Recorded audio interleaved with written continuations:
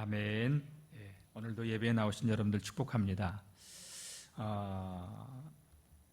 한국 교회 목회자들에게는 좀 잘 알려진 목사님인데 우리 성도님들은 잘 모르실 거예요. 미국의 뉴욕주에서 한 6천 명의 성도들과 함께 예배를 드리고 있는 리디머 교회의 목사님이 팀 켈러라고 하는 목사님이 계셔요. 한국에도 왔다 가신 그러한 목사님인데 그 목사님의 책 가운데는 이런 제목이 한국어로도 번역이 되어 있는데 내가 만든 신, 이런 제목이에요. 부제목으로는요, 하나님의 자리를 훔치다 라는 제목으로 되어 있어요. 현대인들은 그 내용의 주된 내용은 이런 내용이에요.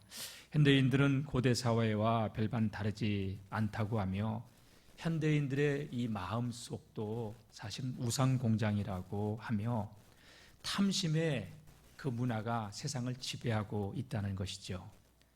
바울은 골로새서 3장 5절에 탐심은 우상 숭배라고 표현했죠. 그러면서 현대인들은 돈을 지배하는 게 아니라 돈의 노예가 되어서 살아가고 있는데 돈이 신적인 그 힘을 가지고 사람들을 지배하고 있는 이 시대의 상황을 이야기한 거예요.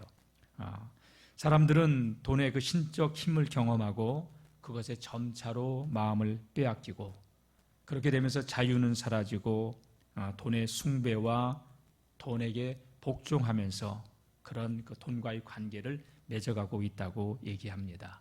그러니까 오늘날 어쩌면 우리들도 교회를 다니면서 신앙의 길을 걸어가는 것이 하나님께로부터 오는 어떤 그 원하는 것을 얻기 위해서 자기가 만든 하나님을 각자가 가지고 있다는 이야기를 하고 있는 것이지요. 여러분, 예수님 주위에는요 항상 많은 사람들이 따라다녔어요. 왜냐? 예수님으로부터 그들이 원하는 것을 얻기 위해서 따라다녔어요.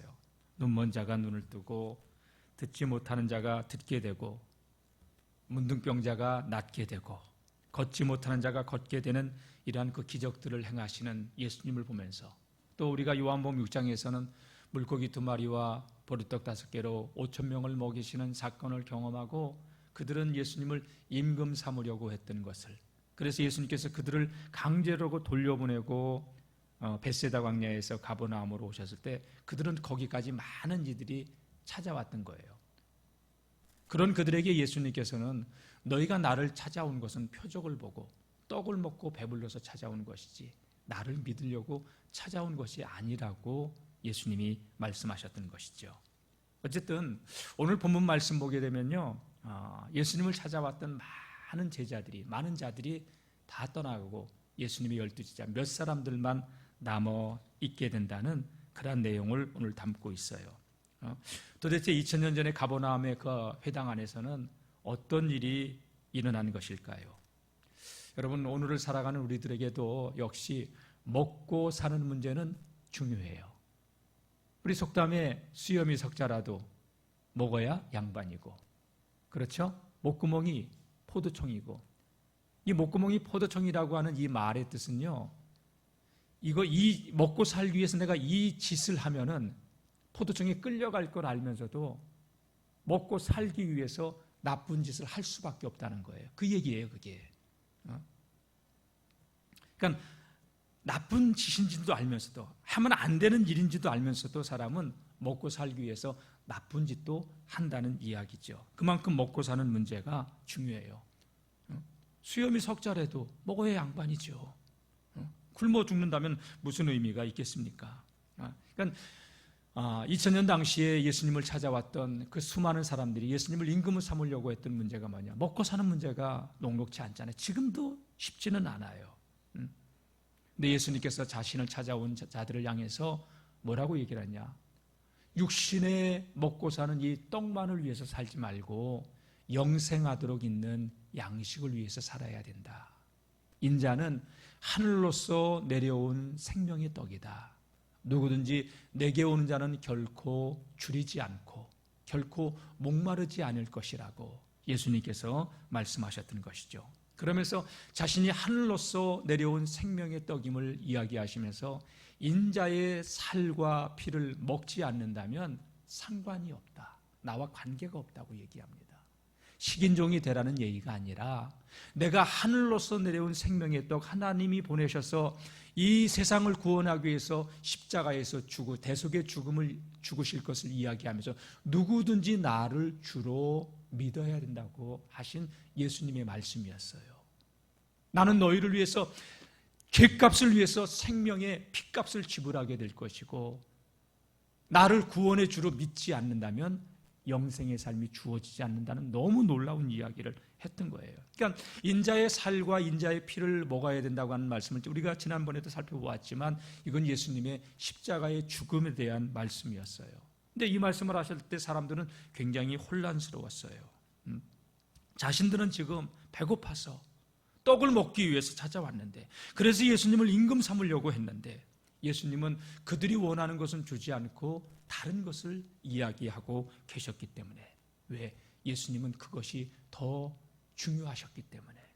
우리는 이게 중요한데 주님은 이게 중요하기 때문에, 주님은 이것을 주기 위해서 당신의 생명을 주시려고 했기 때문에 이 말씀을 하실 수밖에 없는 거예요. 믿어지시면 아멘. 이들은 이것을 얻기 위해서 왔지만, 육신의 떡을 위해서 왔지만, 예수님은 그 육신의 떡의 문제를 해결해 주면서 영생의 떡을, 생명의 떡을 말씀하시고자 하셨던 것인데 사람들은 그것을 깨닫지 못했던 것이죠. 오늘 어쩌면 우리들도 주님이 주시려고 하는 것보다 우리가 원하는 것을 얻기 위해서 신앙의 길을 걸어가고 있는 그런 모습을 보이고 있지는 않는지요. 예수님께서 이런 말씀들을 하셨더니 오늘 본문의 말씀은 이렇게 시작되고 있어요. 자, 60절 말씀을 다 같이 한번 읽어보겠습니다. 시작. 제자 중 여럿이 듣고 말하되 이 말씀은 어렵도다. 누가 들을 수 있느냐 한데.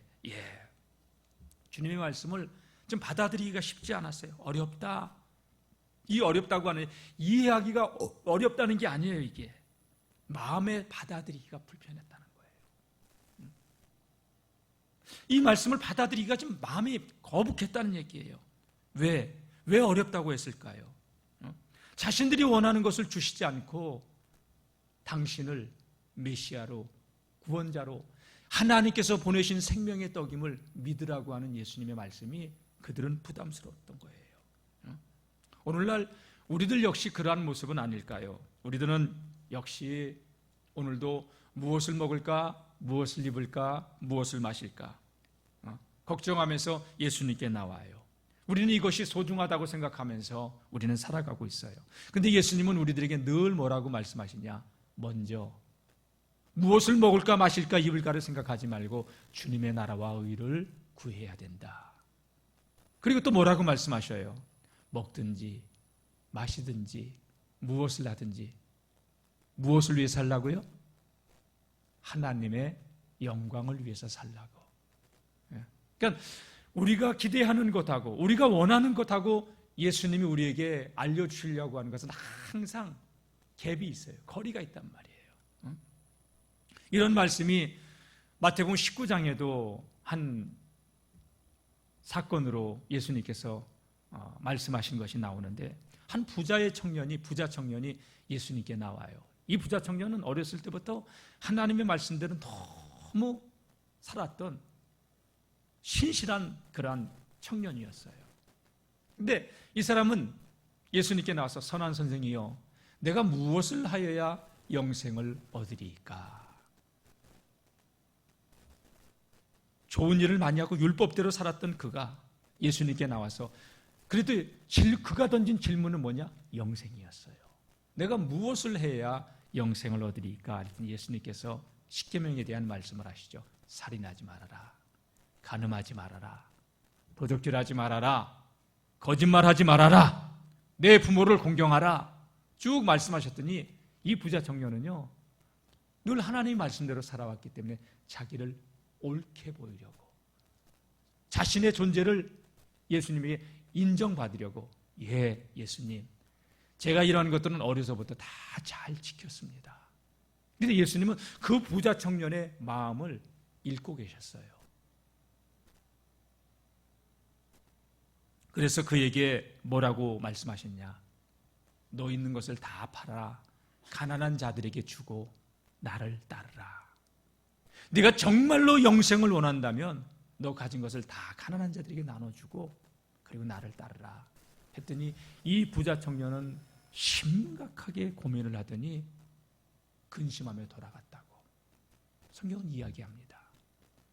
그 부자 청년이 떠나고 났을 때 예수님은 제자들에게 이런 말씀을 하셔요.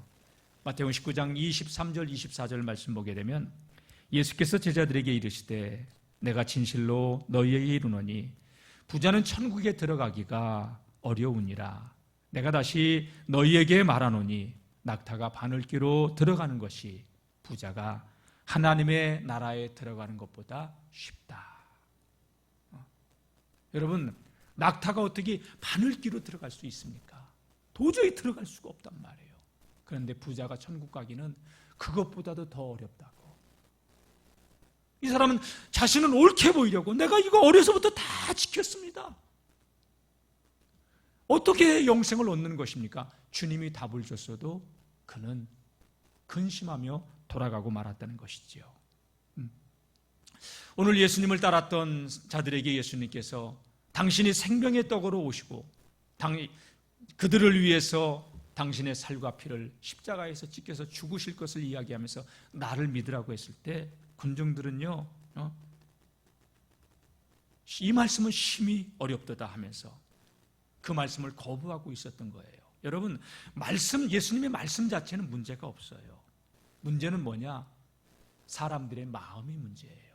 어쩌면 오늘 이 시대를 살아가는 우리들도 문제가 주님께 있는 게 아니라 주님의 말씀에 있는 게 아니라 하나님의 말씀이 아니라 어쩌면 문제는 우리들 내면에 있는 것은 아닐까요? 여러분, 하나님의 말씀도 귀를 열어야 들리고 마음의 문을 열어야 들려오기 시작해요. 마음의 문을 닫으면요, 아무리 좋은 말도 튀겨나가요. 거부하게 돼 있어요. 저는 하나님의 말씀을 우리 성도님들이 마음의 문을 열고 들을 수 있기를, 들려지기를 주님의 이름으로 축복합니다. 그러니까 저들이 어렵도다 어렵다면서 뭐 수근수근 거렸어요. 그러니까 61절 말씀 보니까 예수님께서 제자들에게 대하여 수근거리는 줄 아시고 왜 내 말이 너희에게 걸림이 되냐? 걸림돌이냐? 왜 이렇게 수근거리고 있냐? 주님의 말씀은 곧 생명이고 영생이고 구원이고, 아멘? 그렇잖아요. 내가 너희에게 이른 내 말이 생명이고 구원이라고 예수님 말씀하시는데 사람들은 예수님의 말씀을 듣고 걸림이 되고 있었습니다. 예수님의 말씀은 한마디 한마디가 은혜이고 진리입니다. 그런데 예수님의 말씀을 들어도 마음이 닫혀 있으면요, 부담이 되고 걸림이 된다는 거예요. 여러분, 하나님의 말씀은요, 항상 우리에게 부담이 되는 게 사실이에요. 사무엘하 12장 말씀 보게 되면요, 다윗 왕의 이야기가 나와요. 다윗 왕이 전쟁 중에 자기 부하 장군의 아내를 범해요. 임신하게 되니까 그 부하 장군을 전쟁터에서 죽게 살인 교사를 내려요. 그리고 합법적으로 그 부하 장군의 아내, 임신한 아내를 자기의 아내로 맞이했어요. 하나님 이걸 보고 가만히 계시지 않았어요. 나단 선지자가 가서 다윗 왕 앞에 생명을 걸고 이야기해요. 하나님께서 당신이 원하는 것이 있다면 안 준 것이 무엇이냐? 그런데 당신은 어떻게 그 악을 행할 수 있느냐? 당신은 여호와 앞에 죄를 범했다. 여러분, 하나님의 말씀을 써요. 여러분, 다윗은 왕이기 때문에 선지자 죽여버렸대요. 선지자는 계속해서 이야기합니다. 당신이 그렇게 악을 행하였기 때문에 당신 집안에서 칼의 저주가 떠나지 않을 것이다. 잔혹한 피 흘림의 역사가 일어날 것이라는 것이죠. 재앙이 집에서 떠나지 않게 되고 당신의 눈앞에서 당신은 아내를 빼앗기게 될 것이고 당신의 이웃들은 대낮에 당신의 아내들을 범하게 될 것이고 불륜으로 낳은 그 아이는 죽게 될 것이라고 무서운 이야기를 해요. 하나님 말씀을 써요. 다윗은요, 이 말씀을 듣고 하나님께 돌아서요. 그래서 다윗이 위대한 거예요. 목을 빳빳하게 세운 게 아니라, 목회의 길을 걸어오면서 여러분, 하나님 말씀이 들어올 때 두 종류의 반응이 있어요. 하나님, 내가 죄인입니다 하면서 바짝 엎드리는 사람이 있는가 하면 목을 빳빳하게 쳐들고 곧은 목을 지켜 세우면서 하나님께 반항하는 사람들이 있어요. 저는 하나님 말씀이 들려지고 우리의 곧은 목을 속이고 하나님의 긍휼을 구하는 거룩한 하나님의 사람들이 되기를 주의 이름으로 축복합니다. 다윗은요, 나단 선지자의 말을 듣고 얼마나 처절하게 하나님께 회개하기 시작하는지 몰라요. 그래서 다윗 왕이 여러분 위대한 거예요.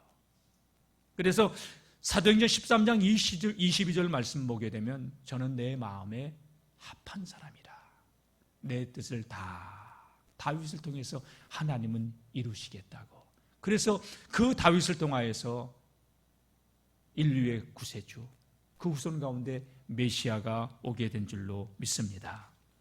여러분, 하나님 말씀은요, 양면성이 있어요.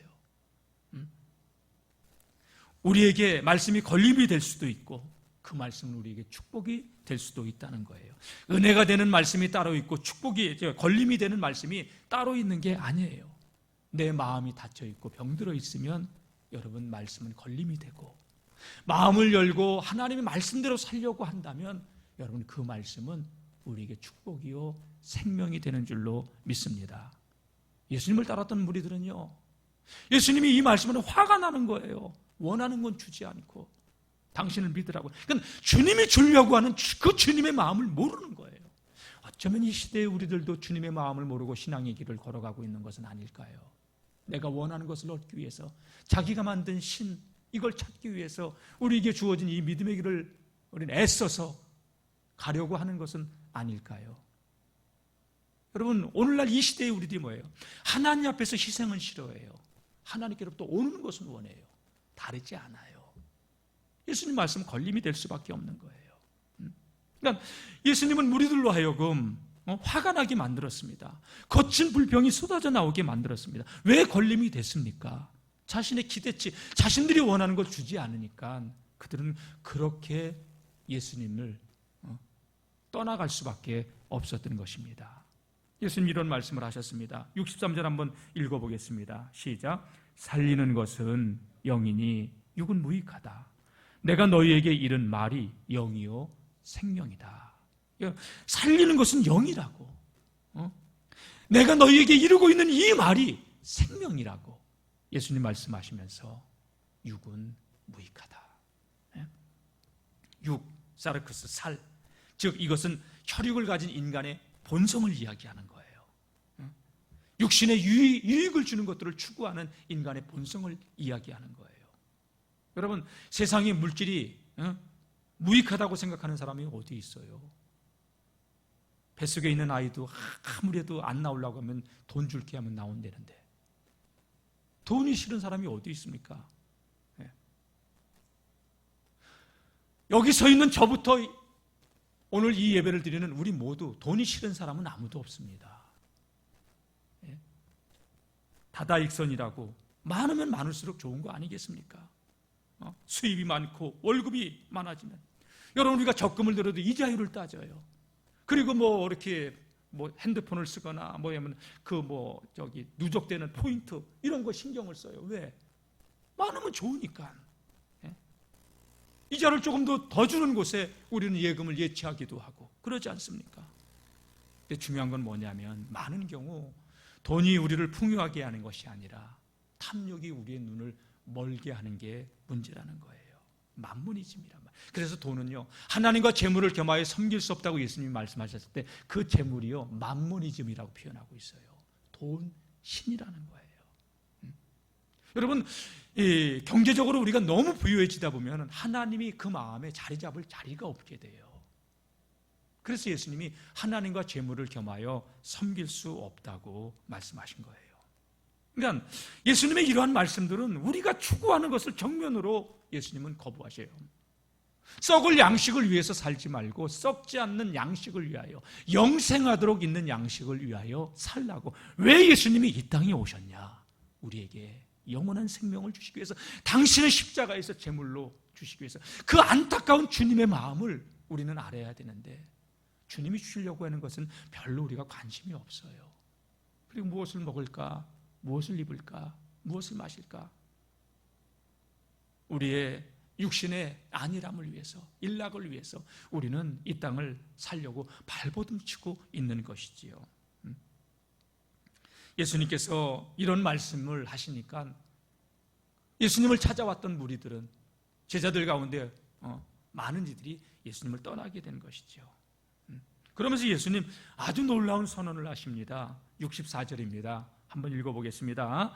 그러나 너희 중에 믿지 아니하는 자들이 있느니라 하시니, 이는 예수께서 믿지 아니하는 자들이 누구며 자기를 팔 자가 누구인지 처음부터 아심이러라. 믿지 않는 자들을 주님은 다 알고 계셔요. 오늘 저와 여러분들이 이 일부 예배에 나와서 예배를 드리고 있는데 우리는 믿지 않는 자들이 누군지 알아요. 예수님을 믿으려고 하는 것인지, 예수님이 주시는 것을 얻으려고 나온 자들인지. 여러분, 내 생각을 내려놓고 주님이 주시려고 하는 것을 소유할 수 있는 지혜자들이 되시기를 주의 이름으로 축원합니다. 그러면서 예수님 무서운 말씀을 하시죠. 자기가 팔자가 누구인지 알고 계신다고. 여러분, 어쩌면 우리는요, 나도 속이고 주님도 속이면서 믿음의 길을 걸어가고 있는 것은 아닐까요? 나도 속이고 주님도 속이면서, 스스로도 속이고 주님도 속이면서. 주님은 자기를 팔 자가 누구인지 그 자리에 가룟 유다가 있었지요. 누군지 알고 계셨습니다. 그러면서 65절 제가 읽겠습니다.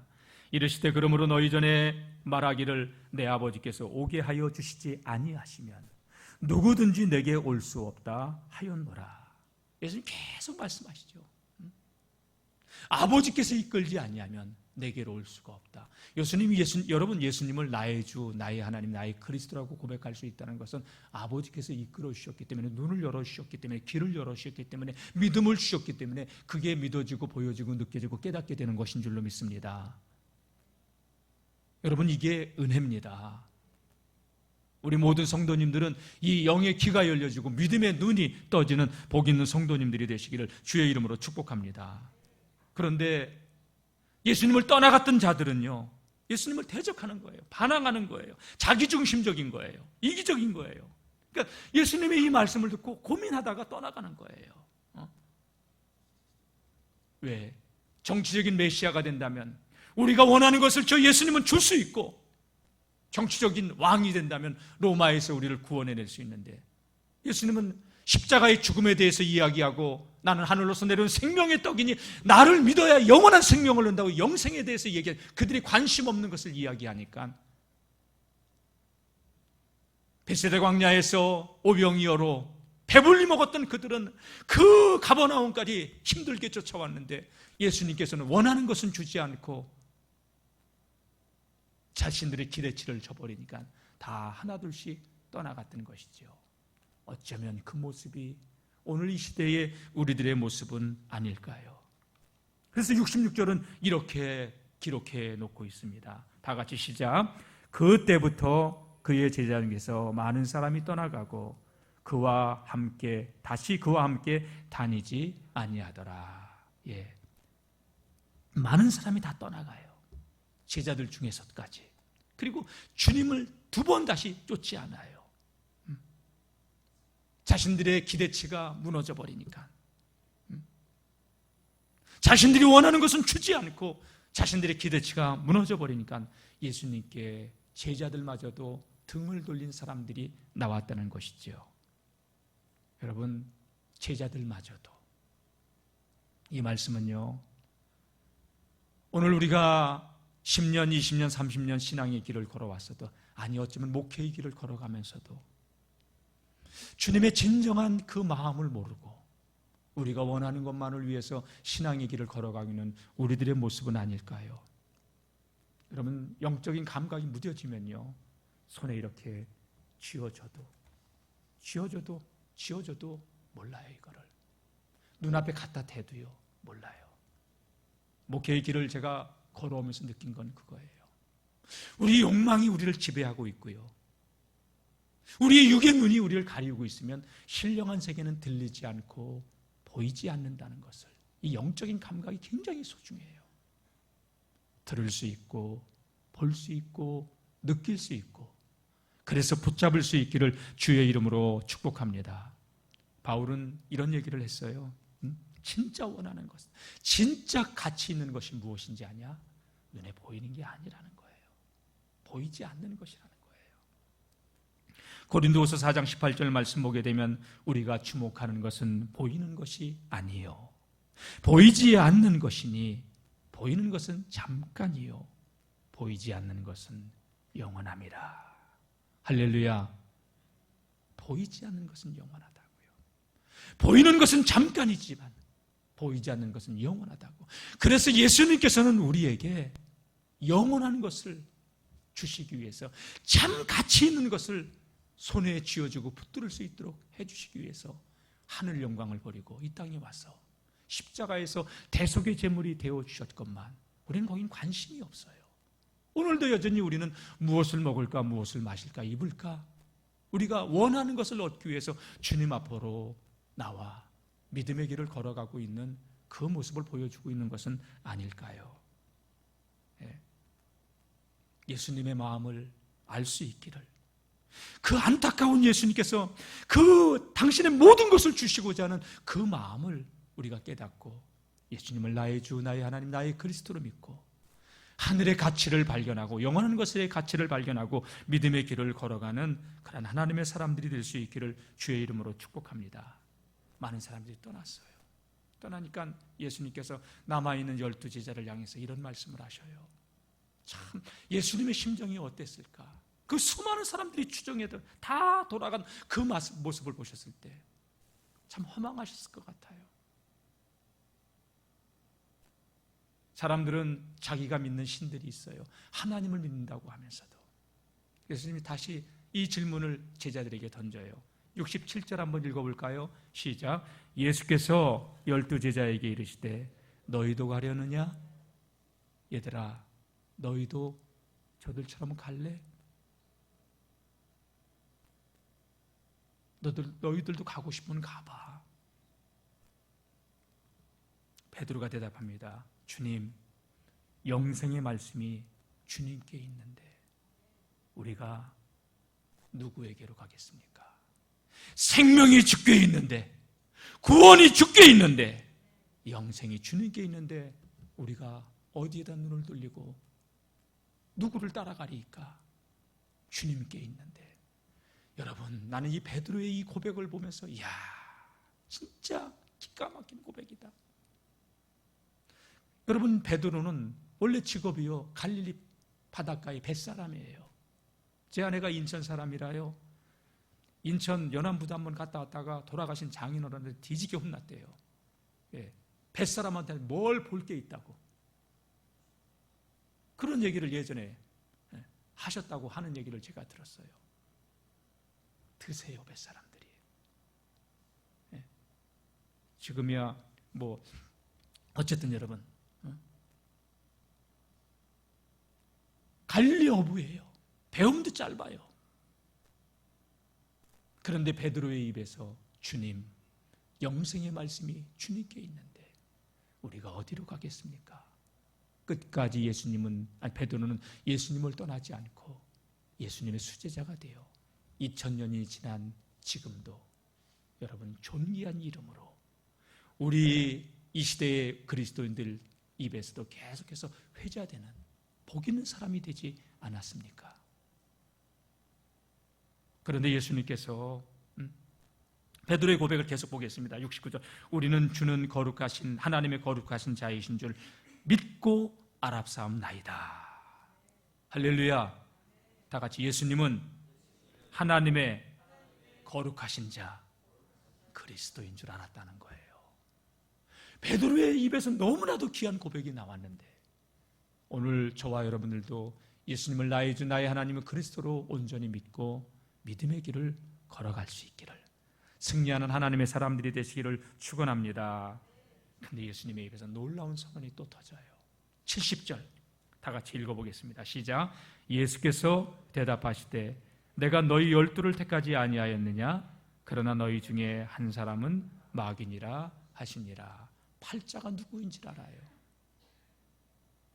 여러분, 지금 예수님은 가룟 유다가 예수님이 12제자 안에 들어와 있는 선택받은 자였는데 그는 끝까지 자기 길을 걸어가는 사람인 걸 알고 계셨고요. 자기 야망을 위해서 그 자리 떠나지 않고 있는 거 예수님은 알고 계셨어요. 그리고 그가 자기를 팔 것도, 그래서 사람들의 손에 넘겨져서 십자가의 대속의 제물이 될 것도 주님은 알고 계셨어요. 저는 목회의 길이 그런 길이라고 봐요. 알면서도 가는 길.